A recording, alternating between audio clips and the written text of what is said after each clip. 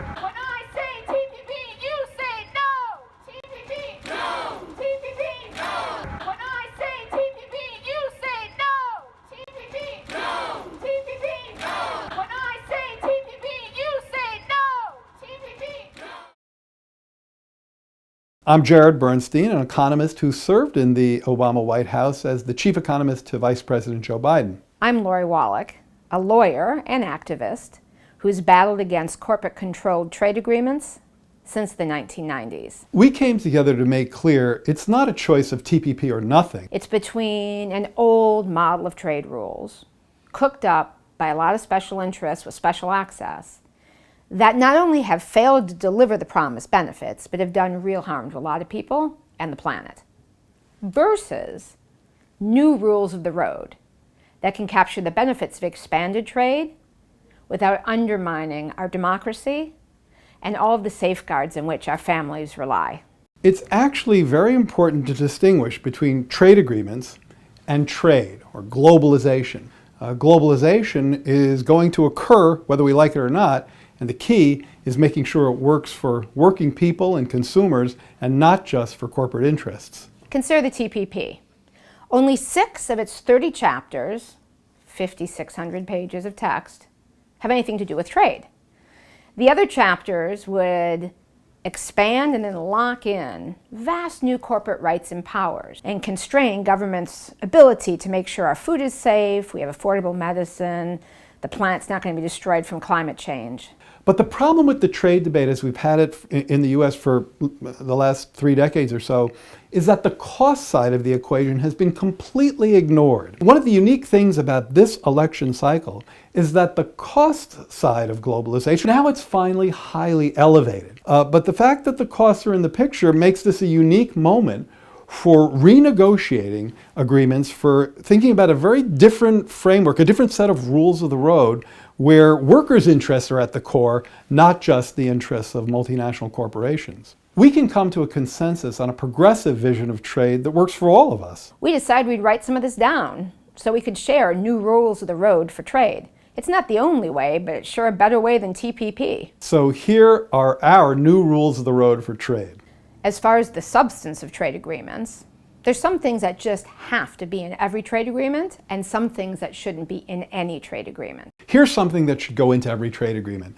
A chapter that has enforceable disciplines, enforceable rules against currency manipulation. One of the reasons our manufacturers and their communities have been hurt by globalization over the last few years has to do with the fact that we've had large trade deficits in this country ever since really the late 1970s. A trade deficit in manufactured goods simply means that we're buying more, we're importing more from foreign manufacturers than we're selling abroad. And one of the reasons that has happened is because some of the countries with whom we compete manage or manipulate their currency to achieve the following thing: to make our exports to them more expensive and their exports to us cheaper. American manufacturers who are highly productive can successfully compete. However, if other countries manipulate their currency to make our goods expensive and their goods cheap, we're going to have what we've had for the last 3 decades, which is large and damaging trade imbalances. So it's reasonable to ask yourself, why don't we have rules against currency manipulation in trade agreements? And the answer is our trade negotiators say they can't do it. They say that it would implicate our Federal Reserve and put them in the crosshairs. That's false.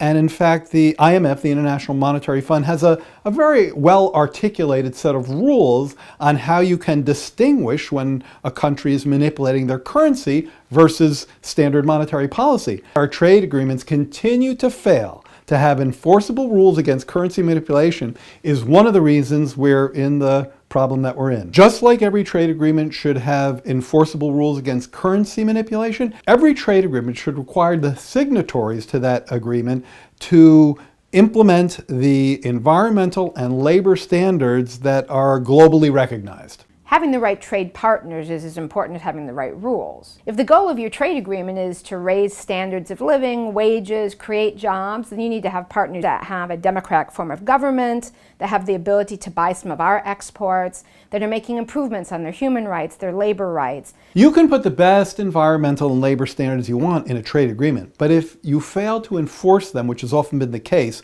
then it's all for naught. The simple answer is to change the sequencing.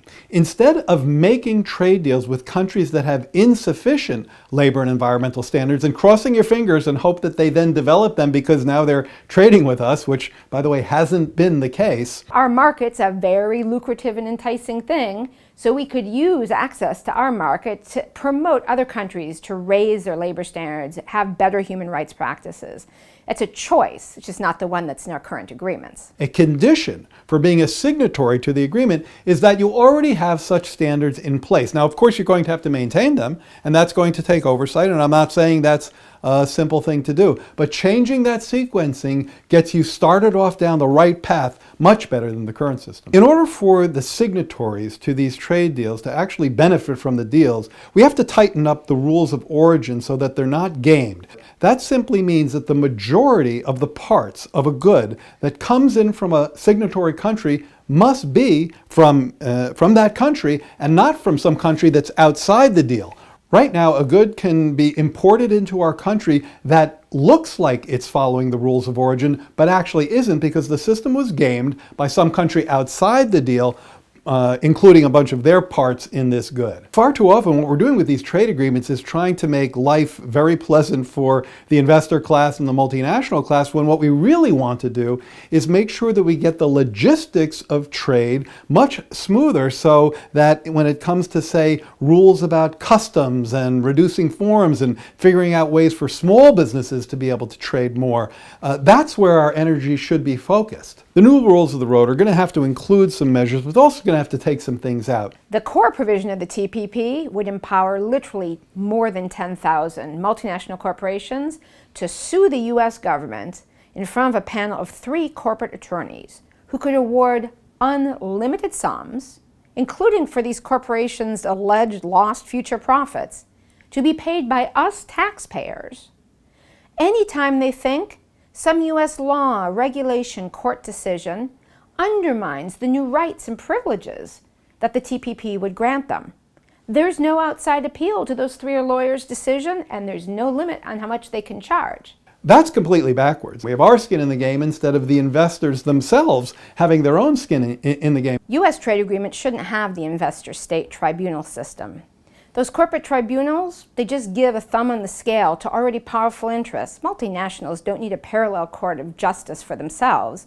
Instead, we need to have corporations held accountable. So in the future, if a corporation wants to go invest in offshore jobs, they should bear the risk. Replace the current ISDS mechanisms with a self-insuring mechanism so the investor, him or herself, has to insure their investment. Another pretty obvious problem when you consider that we call these free trade agreements is that often they extend patents and intellectual property rights. Another thing that shouldn't be in a free trade agreement is new protectionist monopolies for certain industries, like the extensions on patents that allow the pharmaceutical industry to avoid competition from generic medicines that brings down prices. Most economists will tell you that such patent expansions are often inefficient and makes things like medicines more expensive, not just to us, but to developing countries. The idea that extending patents is part of a trade agreement, that has nothing to do with free trade. It's also important to make sure that some safeguards that we and other countries have enacted in key sectors can't be undermined by trade agreements. Trade agreements can't be used to roll back our government regulations. For instance, trade agreements shouldn't be a vehicle for Wall Street to escape Congress and regulatory agencies' abilities to try and avoid the next financial crisis. People without amnesia will recall that the financial markets helped to blow up the U.S. economy back in 2007, 2008, and we're actually still trying to grow out of that deep recession.